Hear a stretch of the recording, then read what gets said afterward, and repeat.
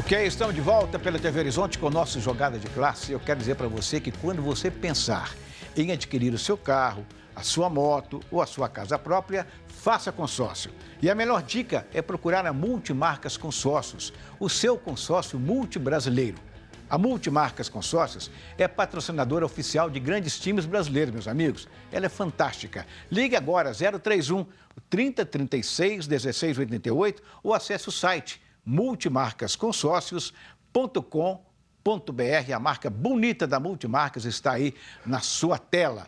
Muito bem, vamos dar uma quebrada no Atlético, tem notícias boas daqui a pouco para o torcedor.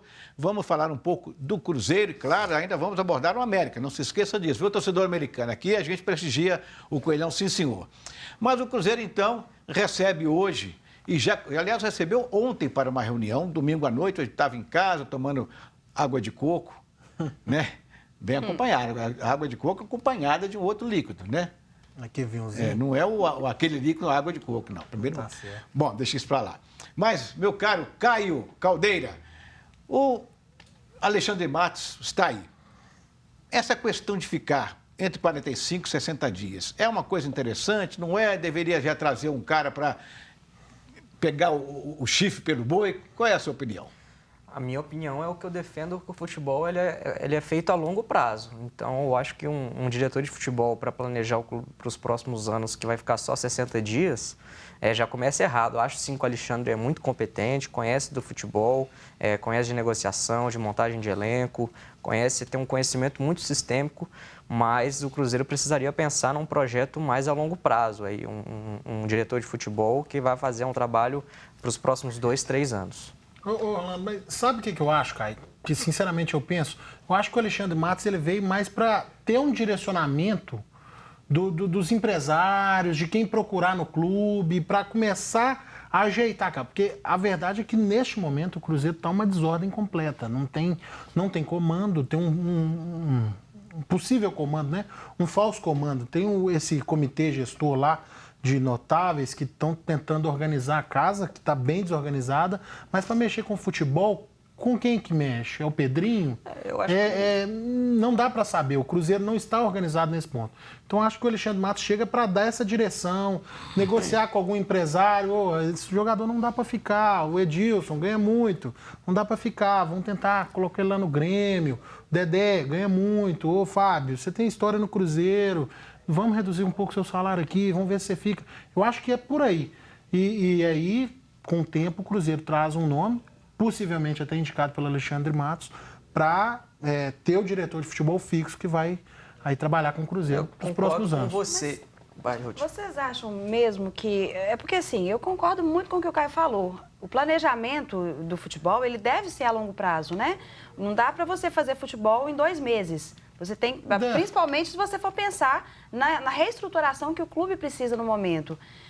Eu não vejo, não sei, ele entende muito realmente, conhece o Cruzeiro como ninguém, acredito, até porque teve muito sucesso aqui, né? Mas será? Não seria o ideal já agora vir uma pessoa que vá ficar, que vá planejar, que vá fazer com que o clube se reorganize no futebol? Mas eu penso o seguinte, o Cruzeiro está num momento que deve estar tanta desorganização interna, tanta falta de dinheiro, tanta falta de planejamento. A diretoria passada deixou um clube completamente desestruturado.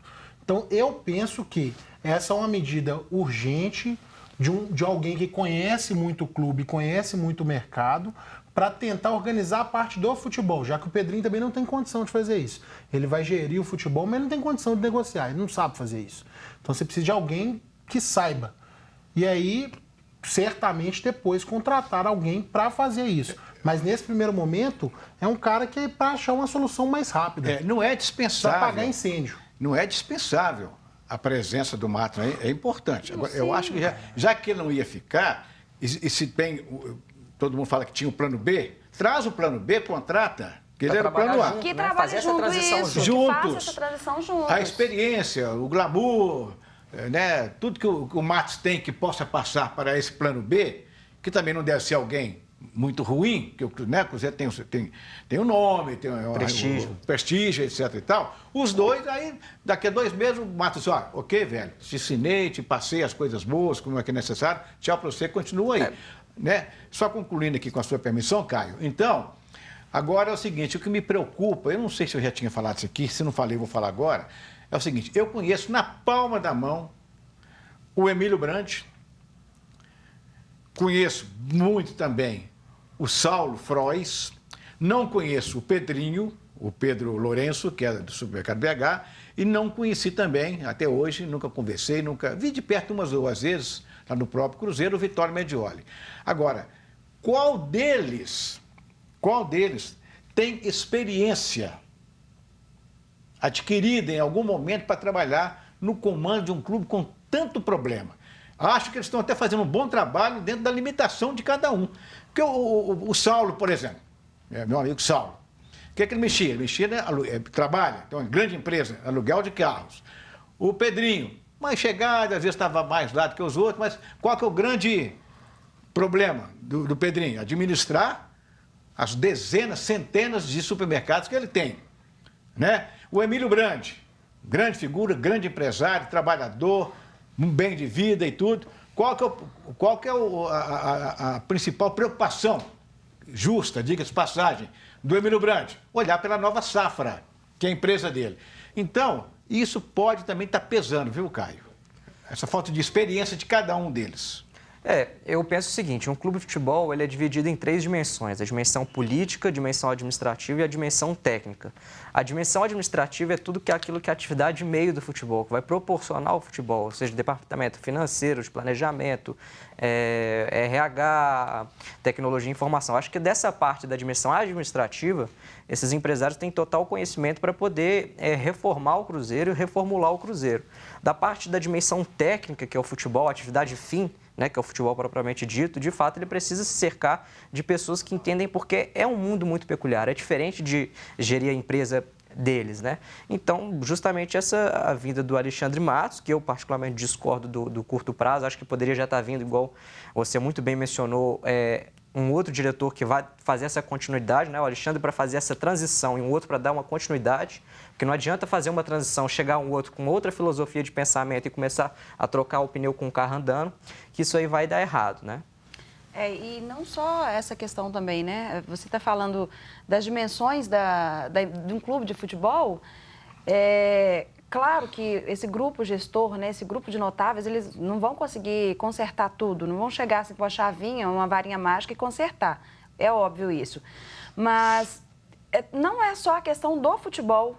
Porque, assim, você traz um diretor de futebol que, ok, muito bom, vai trabalhar 2 meses. O outro vai saber fazer o trabalho que ele faz, principalmente na mudança que o Cruzeiro precisa fazer, porque você pega um time que estava acostumado a ganhar até um ano atrás, que começou o ano passado como candidato, grande candidato a campeão brasileiro, grande candidato a campeão da Copa do Brasil, e enfim, né?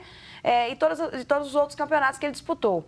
E agora ele começa o ano, na verdade, desmanchado, precisando de fazer com que a folha salarial seja menor, né? Que diminua a folha salarial e ainda com a dispensa dos jogadores. E aí? Bom, agora tem o seguinte, hoje às 3 horas da tarde, portanto daqui a 1h30, aproximadamente, é a representação dos jogadores. Pergunto eu, porque até agora ninguém falou nada. Thiago Neves representa? Representa. Teoricamente, todos têm que se Será? representar. Na teoria, todos têm que Na teoria, representar. todos têm que Agora, teoria. tem uma série de reuniões, inclusive por isso eu acho importante a presença de alguém, porque como o Caio disse, até a dimensão da administrativo. Pedrinho, essa turma sabe fazer. Agora o futebol, que é peculiar, você precisa de um cara. E aí o Alexandre Matos entra nessa hora, porque vai ter reunião com o Dedé, vai ter reunião com o Edilson, para essa turma decidir o futuro dela. Porque não dá para ficar. O Cruzeiro hoje não tem condição de permanecer com 90% do elenco que ganhou a Copa do Brasil de 2018. Vou rolar uma coisa aqui que parece uma brincadeira, mas é sério. Eu tenho certeza, vocês vão ver. Se eles se apresentarem hoje, eu acho, não sei, algo está me dizendo que eles não vão vir, não. Algo está me dizendo que eles não virão. Mas se vierem... Então você tem informação aí. Hein? Você faça pra gente. Não tem, Você não. tem informação aí. Não, isso é experiência de vida, né? De 40 Eu, particularmente, estou muito curioso para saber se o Fabrício Bruno vai se apresentar. Também estou curiosa. Entre outros lá. Agora, esse pessoal, o Thiago Neves, quem mais lá?